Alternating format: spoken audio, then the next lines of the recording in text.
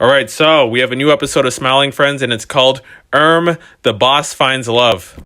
And the plot for it is pretty much this. Mr. Boss of Smiling Friends, Inc. discovers the love of his life. All right, let's get into some of the things that happened in this episode. And the first thing I'm going to talk about is that the boss man gets married. And it's to some devil-like figure. And I just find it funny that the only person who would ever even consider marrying, let alone dating, the boss man is a person who's not even from Earth. But anyways, we see Charlie and Pim, who are in their tuxedos and are happy for the boss man, I think. And actually, Charlie's friend or whatever named Jimbo actually gives him this knife, and he starts like playing around with Pim, who seems to be very scared for Charlie.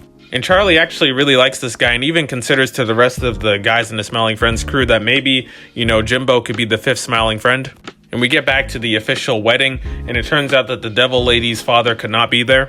Who the father is obviously Satan, who's currently in hell, so I found that pretty funny.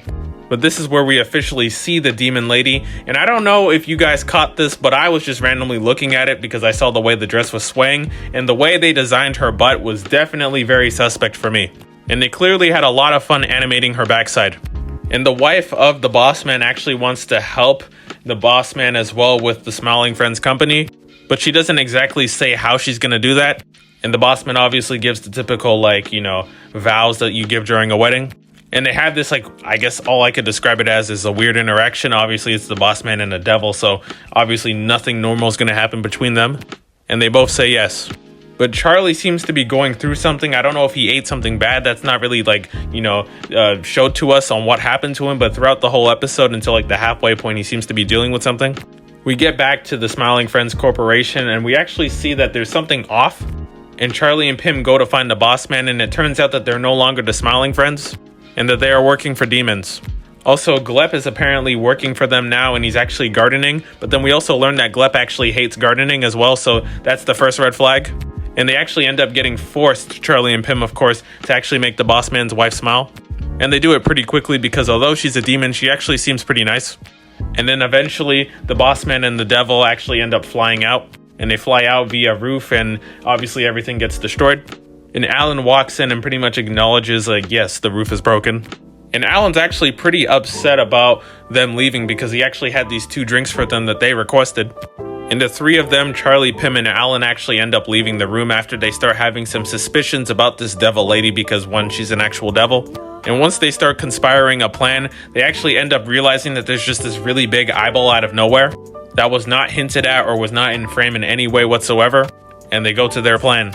The first part of their plan is to go through her social media, which is actually squeaky clean, but Charlie, or Pim actually ends up finding a book that apparently reveals that demons like to drain out men of power and suck the soul out of them.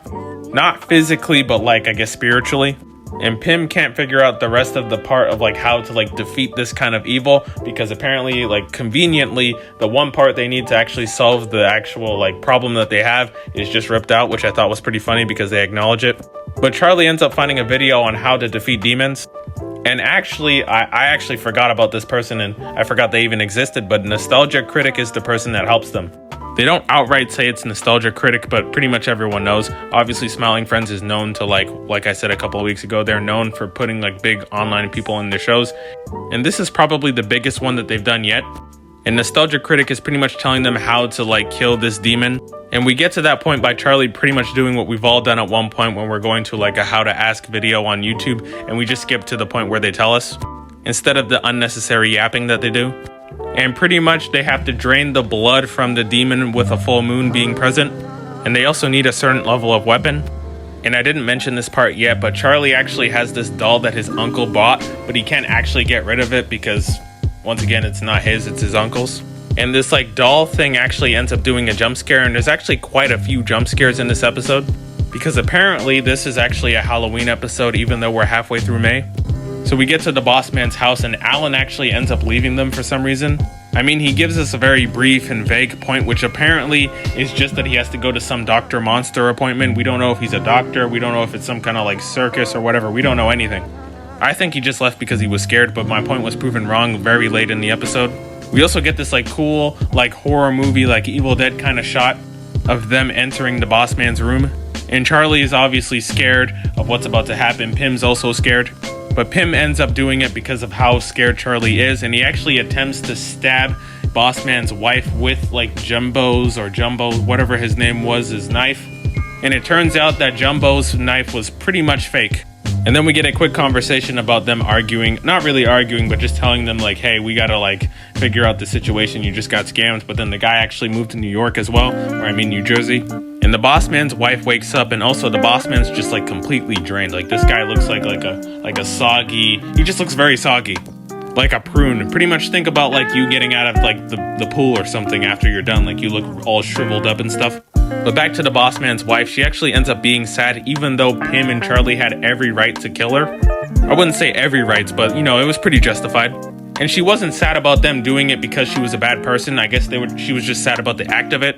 Even though once again, it was proven that she's not a good person and that Charlie and Pim's assumptions were right, and they probably had the right to do it as well. So after she ends up getting very sad, she actually just jumps out of the window and kills herself in front of Gleb, who looked pretty mad. I don't know why he was mad. I don't know if he was mad because he was working on something and she ruined it, or he was just mad in general because he had to work.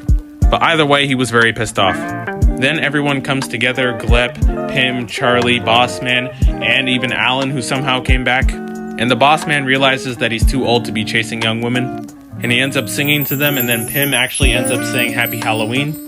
And then we also end up getting this like post-credit scene of like the boss man arguing with the devil, but I didn't really get to see that part because my TV was lagging. So overall, I know I said last week that like that was my favorite episode, but this one's definitely my favorite episode as well. And aside from like episode 1 or whenever the Mr. President episode came out, all the other 3 episodes have been really great so far. So that's why I think Smiling Friends is still as great as it was before, and as of right now, I'm going to give it an 8.5 out of 10.